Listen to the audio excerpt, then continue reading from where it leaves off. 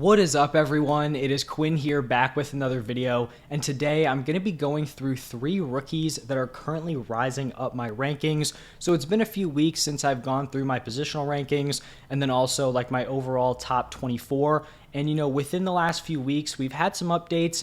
Maybe it's in terms of draft capital, maybe it's pro day testing, but for whatever reason, these 3 players are rising up my rankings. And these 3 players each play different positions. So we have a tight end, a wide receiver, and a running back. So, kind of spreading it across the board here. Before I get into the video, if you all enjoy the content, do me a huge favor, hit that like button and subscribe to the channel. But let's just get right into it. And I'm going to be starting it off at the tight end position. And a guy who is rising up my rankings is going to be Dalton Kincaid. So, kind of coming into this video, even a few weeks ago, I was already much higher than consensus when it came to Dalton Kincaid. I think in my first set of tight end rankings, I had him as the tight end 2, but at that point, like Michael Mayer was the clear-cut guy, and then it was kind of the rest of the field. I believe in that video, I even said that it was pretty close, in my opinion, between Michael Mayer and Dalton Kincaid. And then when I did my last set of overall rankings, I believe I ranked Kincaid ahead of Michael Mayer. I think they were back-to-back, but I do believe I had Kincaid higher. So I was already pretty in on Kincaid, but when I ranked him over Michael Mayer, that was with me expecting he was going to be good to go at his pro day and, going to deliver some really solid athletic testing. That didn't end up happening. He was still dealing with that back injury. He didn't test. And at that point, I was a little concerned because, we didn't get the great numbers. We didn't really get any numbers. And then I just didn't know if the draft capital was going to be there. Like, would he be a round 1 guy? Would he be a day 2 guy? There was a little bit of uncertainty there. So it made me feel less strong, with Dalton Kincaid. But he ended up getting cleared from that back injury. So we didn't get the numbers, but it does look like he is fully back from that. And then right now, Dalton Kincaid is actually going to be the betting favorite to be the first tight end off the board, which in my opinion is going to be huge for him. And with all that information coming out, for me, he is now firmly the tight end 1 for me in this class in terms of fantasy football. In my opinion, I think he's the clear-cut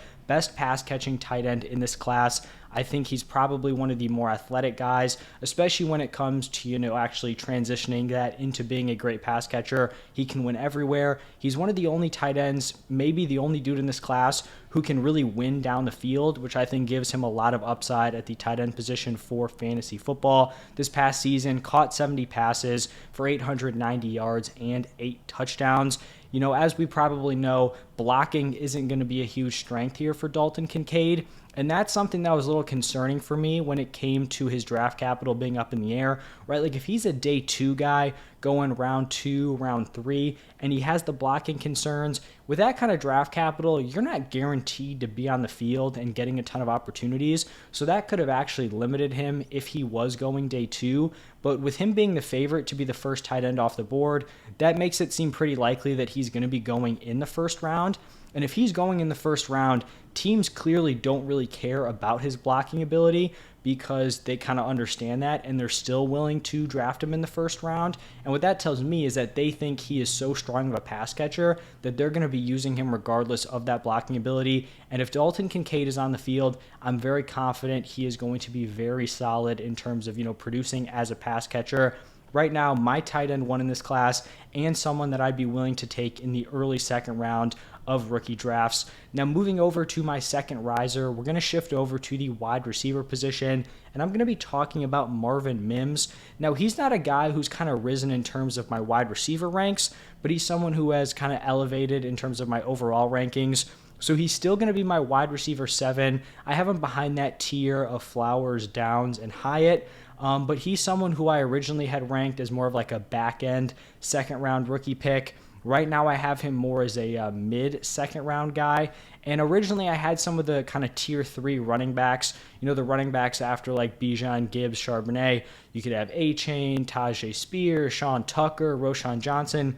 All of those guys. I had a lot of those running backs ahead of Marvin Mims. Now at this point, I'm moving Marvin Mims ahead of a lot of those dudes. He's not a guy who has a ton of super impressive counting stats. Like he's not going to blow you away in that area. But when you kind of put it into context, his production is very strong. 2020 freshman season, Mims was the wide receiver 1 for Oklahoma. Now, he didn't have a crazy season, caught 37 passes for 610 receiving yards and 9 touchdowns, but for a freshman on an Oklahoma offense that was very solid. So that's nothing crazy, but with all things considered, I think that's a win, for a freshman season. Then in 2021, as a sophomore, he didn't really take a huge jump, but he held on to the wide receiver 1 role, caught 32 passes for 705 receiving yards, and then 5 touchdowns. He took a pretty solid jump into his junior season, which was by far his best year, caught 54 passes for 1,083 receiving yards, and then 6 receiving touchdowns. And so 1,000 yards, it's a solid season. I think what's more impressive is that he accounted for 32.7% of his team's receiving yards. This wasn't a great Oklahoma team overall, but he was still getting his, still producing at a very strong level. He's not a huge wide receiver, 5'11", 183 pounds, but he's very athletic, ran a 4.3, 840, and is just a dude who was a big play threat all throughout college. Averaged 22 yards per reception as a sophomore, and then 20.1 yards per reception as a junior. Right now, it looks like he's a lock to go day 2, round 2, round 3. Right now, I'd honestly lean towards him going in round 2, which is going to be pretty solid draft capital. So like I said, it's not like he's jumping ahead of a ton of other wide receivers, but in terms of the rest of the field, specifically the running back positions, right now, without knowing draft capital, I'd rather take a swing on a guy like Marvin Mims than some of these running backs who could end up falling towards day 3. Now, moving over to a running back who is rising up my rankings, it is going to be Israel Abanikanda. In my last set of running back rankings, I believe I had him as my RB10. Now he's right there in the RB6 area, somewhere in that tier 3 of players. After the big 3, I mentioned it with Marvin Mims, Bijan, Gibbs, Charbonnet. It gets pretty messy at the running back position, so there could be a lot of variance there, but he's probably going to be somewhere in that tier 3 behind those big 3 of running backs. And right now, he honestly just has a lot going for him. Physically, super impressive, 5'10", 216 pounds. That is workhorse size right there. But what's even more impressive is that at that workhorse size, the dude ran a 4.3940 at his pro day. Now, it is a pro day time, so those tend to run pretty fast. If you bump that to a 4.44, I know that's what they do on Player Profiler. They kind of bump it by 0.05 seconds. 4.4440 at 216 pounds, still very, very impressive. And it's pretty rare in general to see that kind of size-speed combo at the running back position, especially if you're getting a guy who's kind of ranked anywhere from running back 6 to back end of the top 12 in this class.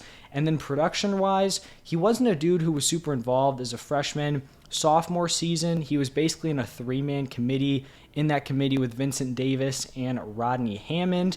He did end up being more efficient, on the season than those other 2 backs, both on the ground and in the air. But then we look at his junior season. This is where he absolutely took over. Both those other dudes were still on the roster, but he just took over as the guy. In 11 games, he rushed for 1,431 yards on 6 yards per carry, and then also caught 12 passes for 146 yards and scored 21 total touchdowns. The main criticism I've seen here for Abanikanda has just been his vision as a runner. It's not great. But at this point in rookie drafts, you're not going to have a perfect player sitting out there. So I'd rather take a swing, even if he has that concern. I want to take a swing on the super physically talented running back who can also catch passes. I mentioned the 12 for 146 as a junior. As a sophomore, he caught over 20 passes. So that is in his skill set. Plus you take on, the speed, the size. He does have a lot of potential there. At this point, you're kind of just hoping he sneaks into the 3rd round. You start going round 4, round 5. It's not ideal, but he's a guy who is moving up. I think he did himself a lot of favors, obviously, with that big junior season, and then also just the metrics and the testing he has shown this offseason. So Abanikanda moving up my ranks. The 3 players, Dalton Kincaid, Marvin Mims, Israel Abanikanda. I'm going to be updating my rookie rankings probably, within the next week, 2 weeks, somewhere, sometime before the NFL draft. But that is going to wrap it up for this specific video. I believe I'm going to be talking about some players falling in my ranks in the next one, so stay tuned for that. Should be out in a few days. But thank you all for stopping by, and I will see you in the next one.